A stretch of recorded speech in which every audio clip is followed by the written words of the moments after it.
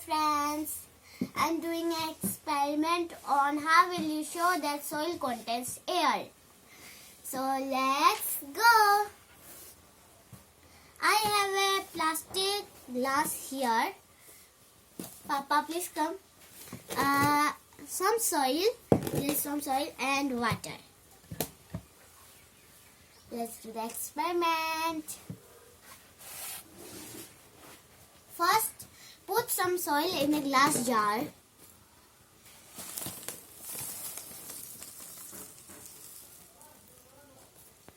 Okay, now soil is here in the glass. Pour water over it.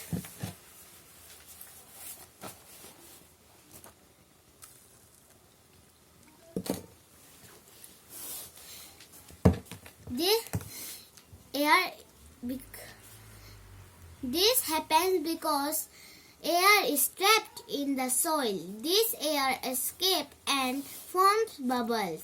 This proves that soil contains air. See? There are little bubbles, baby bubbles. What does it mean? That soil contains air. You can try it at your home.